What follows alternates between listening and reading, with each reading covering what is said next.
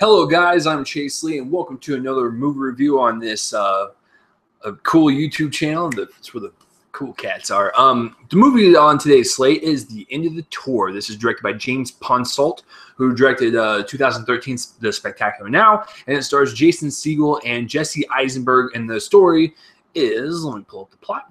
It is the story of the 5-day interview between the Rolling Stone reporter David Lipsky, played by Eisenberg, and acclaimed novelist David Foster Wallace, played by Segel, which took place right after the 1996 publication of Wallace's groundbreaking epic novel, Infinite Jest. Going into this movie, I was already on board. I love James Ponsoldt because The Spectacular Now was my favorite movie of 2013. I'm a sucker for coming-of-age, teenage, high school romance movies because I never got to experience that in high school. So I'm very envious of relationships that happen in high school because I never got to experience that. But I find the high school relationships unique because this is the era where people are so in love and they got the puppy love eyes and stuff, and they just don't realize that life is still ahead of them, and it's probably not going to last. It probably isn't because people change, unfortunately. So the thing with The Spectacular Now is all about the relationship between Shailene Woodley and Miles Teller, and I think that's what Ponsoldt does very well. Is he creates a relationship movie, and we really buy into the fact that those two people love each other, or in this case, The End of the Tour, that David Lipsky and David Foster Wallace had this very strange friendship, and they were connecting on a very deep level, and I felt it. I felt like they were truly connecting, and it was a really, really good movie, guys. It was so good. So let's break this down. So James Ponsoldt, like I said, directs this, and the one thing I like about this movie, because this movie is all talk, it is all dialogue, but it's so engaging. And you were so drawn into everything that comes out of Segel's mouth because he plays this author. I've never heard this author, I'm sorry, until this movie. But apparently he was very philosophical and stuff, and he's a very deep person, like most authors are. And so what Ponsoldt does is that Segel, he's this very interesting character because he has all this fame and fortune, but he feels so alone and so depressed, and he just feels like no one understands him, and like no one's going to ever get him, and he's just a very lost soul, and it's really heartbreaking to watch. And that's what Ponsoldt does. He brings that to the big screen, and he makes Segel engaging from the first line of dialogue. He's just that enticing to watch, and his relationship with this reporter Lipsky, played by Eisenberg, who listen. Side note, real quick. Let's not discredit Eisenberg because he kills it in this role. It's probably my favorite role of his so far. I know Segel's the standout, and that's what people are talking about. But let's not discredit Eisenberg. He's fantastic. They both are the yin yangs to this project. They have to work together for this movie to work, and they do. But going back, it's a very quiet movie. It's a very reserved movie.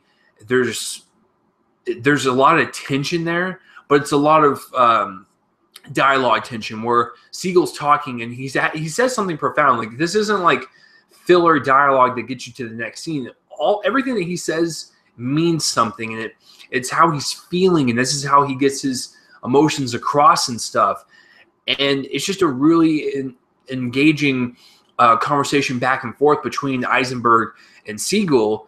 And that's the biggest praise is the directing and the acting and the writing. It's all on point. It all hits. I love the relationship that was built upon these two. It's a very genuine relationship. The dialogue is just so good, man. It's so good. And there's some stuff that's said that will make you think, and it's like, wow, my life is kind of like that. It kind of sucks. And I love the fact that Segel is this really famous author. He's got it all.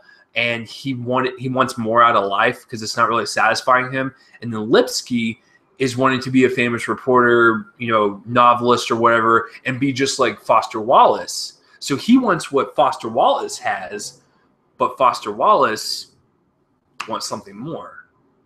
That's crazy. That's just it's nuts to think about because Eisenberg is just so hell bent on not hell-bent, but like he really wants to be famous and stuff. He wants his work to be out there. And then Wallace is like, it's not all that's cracked up to be. And like you can tell that he's just a really broken soul, and it's just really heartbreaking to watch.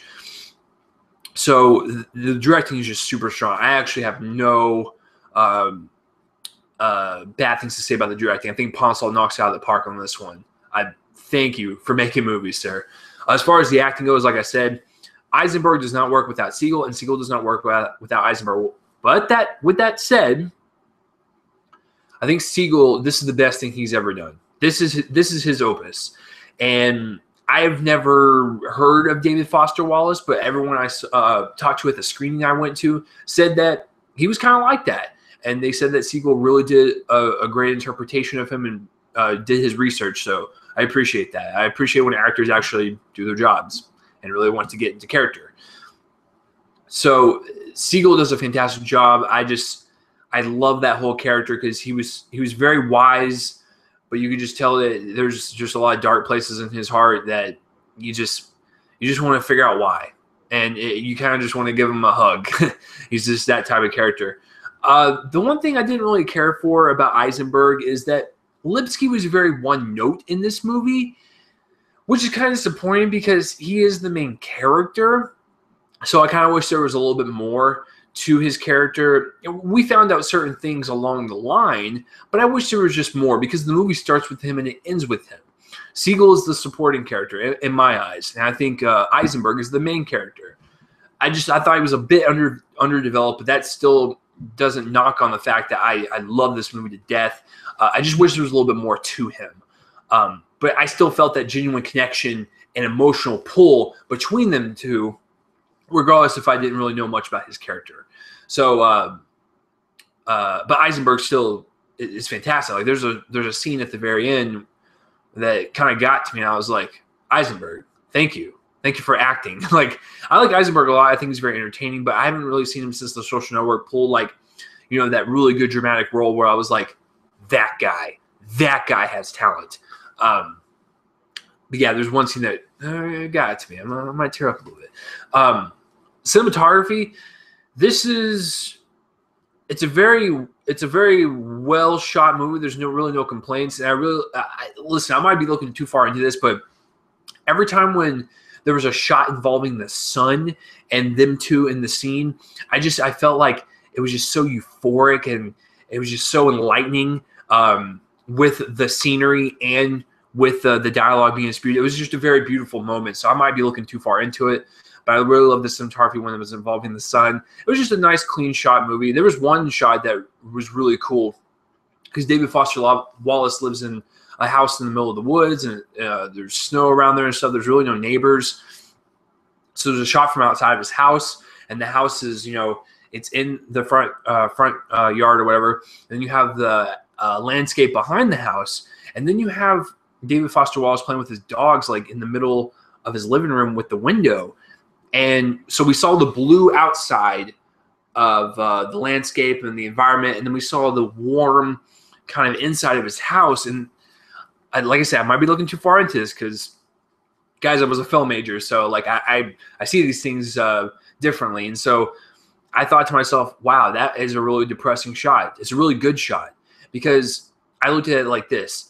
He sees the whole world as depressing, and he wants to be alone, and it's a barren wasteland for him. But inside of his home, he feels something with his dogs. He feels, companionship. He feels loved with inside of his home. And I thought that was kind of sad to see.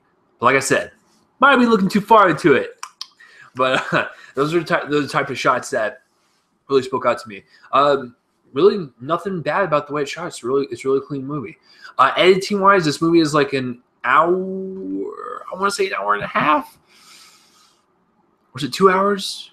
I think it's like an hour and 50 minutes. And for me personally, it flew by because I love the dialogue back and forth between Eisenberg and Siegel. Is very, very profound dialogue. I haven't seen a well-written movie like this in a very long time. And so I was engaged in what was going on. But on the flip side, I can see where people can get bored of this because this movie is like 95% talk and it's like 95% Eisenberg and Siegel in the movie together. Like The other 5% of the movie, they're either separated or they're with other people. But for the most part, it's just them two talking. And I can see where people might go, I'm a little bored by it. Can we pick this up a little bit? But for me personally, I found it intriguing. I didn't find it slowing down one bit.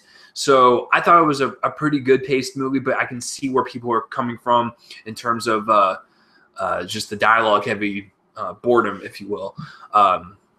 Listen, there are certain movies out there to where they are dialogue heavy, but they're boring as hell because you don't really care about anything that's going on. It's just filler, whatever.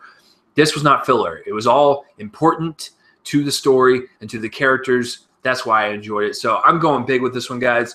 Let me look at the score I gave it. I gave it an A. It's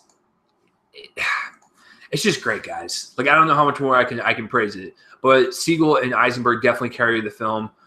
It's a well-written movie, well-acted movie, well-directed movie. It's just a nice, humble story. Like, it's not bombastic among these summer blockbusters. It's a really quiet, honed-in, very, very humble movie. And you'll walk away from it feeling more profound than you ever have in your entire life. You might rethink your life like I did. So I really enjoyed it, guys. A for me. This is a winner. Please check it out. It might make my top 10, but this year's getting really competitive, but we'll see. I hope it really does because I love Pawn Salt's movies so far.